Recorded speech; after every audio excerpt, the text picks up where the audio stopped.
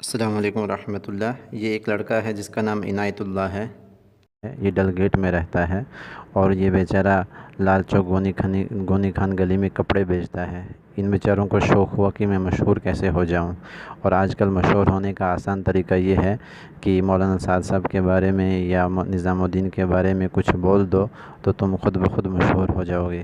اسی طریقے سے ان بیچارے نے بھی سوچا کہ مجھے مشہور کیسے کیا جائے، تو انہوں نے مجھے فون کیا اور میری بات کو ریکارڈ کر کے اس کو سوشل میڈیا پہ ڈال دیا، اور وہ بھی کاٹ چھانٹ کے، جبکہ بات 15 منٹ کی ہوئی تھی اور انہوں نے 12 منٹ اور کچھ سیکنڈ کی بات کو، اپنے مطلب کی بات کو نکال کے اس کو سوشل میڈیا پہ ڈال دیا، تاکہ یہ لگے کہ اوہو میں بھی کسی عالم سے بات کر رہا ہوں اور میں بھی بحث کر رہا ہوں، جبکہ اس سے تو آپ ہی کی عزت مجروح ہو رہی ہے کہ آپ کو تو بات کرنے کا طریقہ ہی نہیں، سلیقہ ہی نہیں، اور وہ ہوگا بھی کیسے؟ کپڑے بیچ کے ایسی باتیں نہیں سیکھی جاتی ہے۔ یہ تو کسی عالم کی صحبت میں بیٹھ کے، دوزانوں بیٹھ کے سیکھا جاتا ہے اور علم سیکھا جاتا ہے، اور اپنے آپ کو مفتی ایوب صاحب کا مرید بھی کہلاتے ہیں، جبکہ حضرت مفتی صاحب دامت برکاتہم تو ہمارے بڑے ہیں، اور اپنے نام لگا کے ان کی عزت بھی مجروح کرنے کی کوشش کر رہے ہیں۔ آپ دیکھیں اس کی جہالت کا آپ کو اندازہ ہو ہی جائے گا ان کی بات سن کے، کس طریقے سے کہتا ہے کہ میرے پاس آئے امتحان دیں اور میں اپنا مدرسہ کھولوں گا اور پھر میں سرٹیفکیٹ دوں گا اور اپنی سند دکھائیں۔ ذرا سند دکھاؤ آپ اپنی، اور کہاں پڑھا، کون سی کتاب پڑھی؟ ذرا میں آپ کا ایگزام لوں گا، ادھر آؤ۔ اچھا آپ ایگزام میں لوں گا ایگزام؟ ارے علماء تو دور کی بات ہے، آپ ذرا اس کو نعمان نوشہری کے پاس ایگزام دے دو، وہ تو عالم بھی نہیں ہے نا، ذرا اس کے پاس ایگزام دے دو، میں اس کو فون کرتا ہوں۔ اگر آپ ادھر پاس ہو گئے میں آپ کو اپنی سرٹیفکیٹ دوں گا، میں اپنا دارالعلوم کھولوں گا، یونیورسٹی سے آپ کو سرٹیفکیٹ دوں گا۔ آپ کی جہالت کا اندازہ مجھے آپ کی ویڈیو سے ہوا۔ میرے جگر، میں تو آپ کو ایسا آپ ایسے مت بتاؤ مجھے جگر، آپ نے تو بہت دکھ دیا ہمیں۔ اب اس ریکارڈنگ سے انہوں نے یہ باتیں کیوں کاٹ دی تھی؟ اب یہیں سے پتہ چلتا ہے ان کی خیانت اور گمراہی کا۔ آپ ان کی بات سنیں کہ کس طریقے سے بوکھلایا ہوا ہے۔ جب بوکھلاہٹ ہوتی ہے تو یہ ایسی ہی باتیں ان کی زبانوں سے نکلتی ہیں، اور یہ تو ان کا شیوا ہی رہا ہے کہ کسی کی بات کو کاٹ چھانٹ کے پیش کرنا اور گمراہی پھیلانا۔ آپ دیکھیں حضرت جی مولانا سعد صاحب کی باتوں کو بھی اسی طریقے سے کاٹ چھانٹ کے انہوں نے امت کے سامنے پیش کیا کہ اور گمراہی پھیلانے کی کوشش کی۔ یہ تو اس سورج کو اپنی پھونک سے بجھانے کی کوشش کر رہے ہیں، لیکن ایسا تو ہرگز بھی نہیں ہوگا۔ اور رہی بات حضرت مفتی ایوب صاحب دامت برکاتہم کی، وہ تو ہمارے بڑے ہیں، میں نے پہلے بھی کہا ہم ان کے جوتے کی دھول ہیں۔ رہا علمی بحث تو ہوا کرتی ہے، ان کا نظریہ ایک ہے، ہمارا نظریہ ایک ہے، وہ علم کی بحث ہے، وہ تو الگ ہے، وہ ان کے کچھ دلائل ہیں، ہمارے کچھ دلائل ہیں، وہ تو علم کی بحث ہے، اور علماء کے اندر تو بحث ہوا کرتی ہے، کتابوں کے اندر تو بحث ہوا کرتی ہے، یہ تو ائمہ کے اندر بحثیں ہوئی ہے، اتنے محدثین کے اندر بحثیں ہوئی۔ آپ مفتی صاحب کی بات کو بھی سن لیں کہ مفتی صاحب کس ادب و احترام کے ساتھ حضرت جی مولانا سعد صاحب کا نام لیتے ہیں، یہاں سے پتہ چلتا ہے کہ ایک علمی بحث ہے، علمی اشکالات۔ چھوٹے تو مولوی تو نہیں ہے نا، یہ تو مقتدا ہیں۔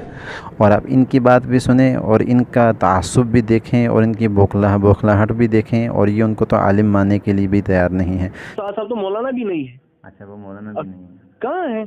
میں تو کہتا ہوں مولانا سعد صاحب گمراہ ہے۔ میں جبکہ مفتی صاحب خود کہتے ہیں کہ وہ اتنے بڑے مولانا ہیں، اتنے بڑے مولوی ہیں، اتنے بڑے خاندان کے ہیں، مقتدا ہیں، اور ان کی گمراہی دیکھیں اور ان کا فریب دیکھیں کہ یہ کس طریقے سے بات کر رہے ہیں۔ حسد کے لیے تو آپ علیہ السلام نے فرمایا ایکم حسد، حسد سے بچو، فإن الحسد یأکل الحسنات، حسد آدمی کی نیکیوں کو اس طرح کھا جاتا ہے کما تأکل النار الحطب، جس طرح آگ لکڑی کو کھا جاتی ہے، او قال الحشب، یا فرمایا کہ گھاس کو کھا جاتی ہے۔ اور پھر اس طریقے سے فون کرنا اور دھمکیاں دینا، علم کے میدان میں تو دلائل سے بات ہوتی ہے، محبت سے بات ہوتی ہے، جرأت سے بات ہوتی ہے۔ اب علم کے میدان میں اتریں تو علم کی باتیں کریں، اس طریقے سے دھمکیاں دینا اور اس طریقے سے فون کرنا، ان باتوں سے تھوڑی کچھ ہوگا۔ اور آپ کے 4 جھوٹ دیکھیں۔ سب سے پہلے آپ نے کہا کہ میں آپ کے ساتھ پڑھا ہوں، جبکہ آپ نے مدرسے کا منہ بھی نہیں دیکھا ہوگا، آپ بیچارے لال چوک کپڑے بیچنے میں مصروف ہیں۔ دوسری بات آپ نے یہ کہا کہ میں نے آپ کے ساتھ 1.5 سال پہلے چلہ دیا ہے، جبکہ میں نے 2010 میں چلے کے لیے نکلا ہوں، اور آپ نے تو تبلیغ کیا کبھی راہ بھی نہیں دیکھی ہے۔ اور تیسری بات پھر آپ نے یہ کہا کہ میں نے یہ بات کب کہی، اور پھر چوتھی یہ بات کہ آپ نے کہا ہاں وہ بات ریکارڈنگ میں موجود ہے۔ اب آپ کی کون سی بات مانی جائے؟ آپ نے مجھے پرسوں اپنا تعارف کیوں نہیں کروایا؟ پرسوں؟ ہاں نہیں پرسوں مجھے یاد نہیں، ابھی کا بتاؤ۔ نہیں پہلے وہ بتا مجھے، مطلب پرسوں کا کیا، مجھے یاد نہیں۔ جب آپ نے فون کیا تعارف کیوں نہیں کروایا؟ آپ کو پتا ہے میں نے فون کیا آپ کو؟ جی بالکل. کس نے کہا آپ کو؟ بالکل آپ نے کیا فون. کس نے کہا آپ کو؟ میں کہہ رہا ہوں. آپ کہہ رہے ہیں آپ کو میں چلے گا. اب مجھے ابھی بتائیے نا یہ والا. نہیں پہلے آپ وہ بات بتائیں. نہیں وہ مجھے پتا نہیں ہے. جی یہاں کہہ رہے ہیں پتہ نہیں ہے، اور آگے دیکھیں اب سنیں اب. میں نے کیا فون پھر؟ ہاں تو آپ نے پھر جھوٹ کیوں کہا؟ میں نے کیا جھوٹ بولا؟ میرے پاس وہ ریکارڈنگ ہے، وہ ابھی نیٹ پہ چڑھ رہی ہے.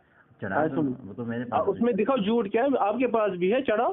ہاں میں تو کہہ رہا ہوں کہ آپ نے کہا کہ میں آپ کے ساتھ پڑا ہوا ہوں. جھوٹ ہاں کہا. ہاں آپ نے کہا میں نے آپ سے چلا دیا ہے. جھوٹ کہا. چلا دیا ہے. آپ نگر مسجد میں میرے ساتھ نہیں تھے جب آپ چلے کے لیے نکلے؟ نہیں آپ نے کہا آپ نے میرے ساتھ چلا دیا ہے. میں آپ کو ریکارڈنگ سنا دوں. چلا میں نے کہا آپ نے تو چلا، وہ تو ہے ریکارڈنگ میں. ایسے میں تو حیران ہو گیا. اب خود ہی اندازہ لگائیں اس کے دجل اور فریب کا، کتنا بڑا کذاب ہے یہ.